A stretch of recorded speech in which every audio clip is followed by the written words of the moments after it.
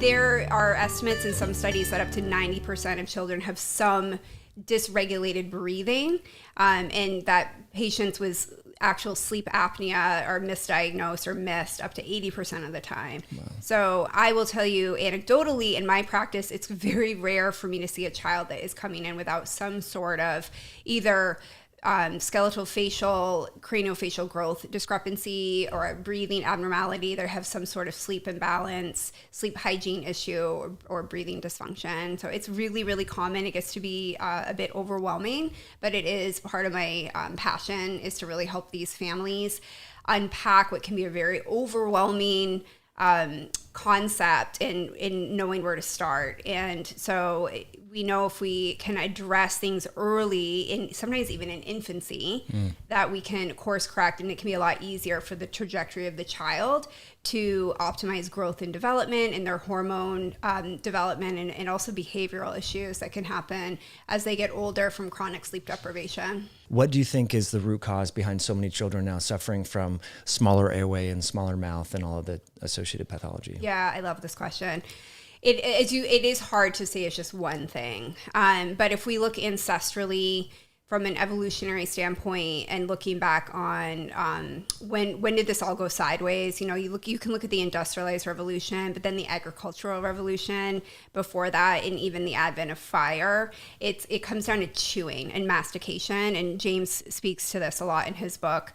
But we just don't chew like we used to. It's estimated that ancestrally we used to chew up to 4 hours a day.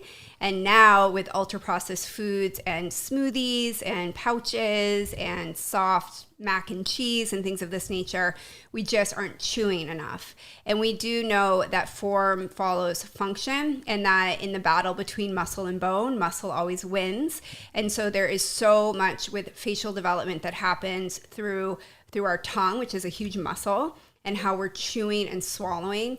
And that does start, as you mentioned, with breastfeeding.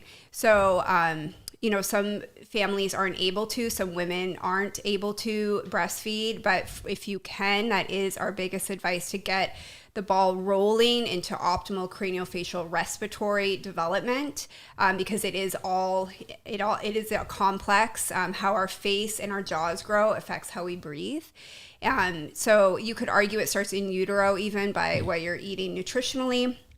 And then how you are delivering your baby, what is their microbiome exposure early on. But breastfeeding certainly is a great way to start that facial development, that jaw development, assessing for tongue ties, of course, and then also making sure we're introducing real, whole, crunchy, chewy food. So meats and vegetables, and not all of this ultra-processed food too.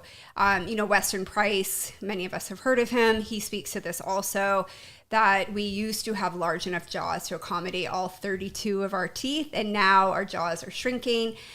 We're suffering from a lot of malocclusion or bite issues, crowding, and so many orthodontic issues, and that's affecting how we breathe and ultimately how we sleep. And when we aren't getting into our deep stage 3 sleep, and we're not getting hormone release, we can have growth discrepancies, immune function issues, and that chronic sleep deprivation can lead to behavioral issues. And as you mentioned, so many children are now being diagnosed with ADHD and put on stimulants. And my argument is, if your child is showing behavioral issues, or if a teacher comes to you and says, I think your child might have ADHD, the first thing we should be doing is doing an airway and sleep screening on them, because a huge portion of these children, a huge number of them, have underlying issues that we're missing. DoctorsToTrust.com. Please share this video with loved ones.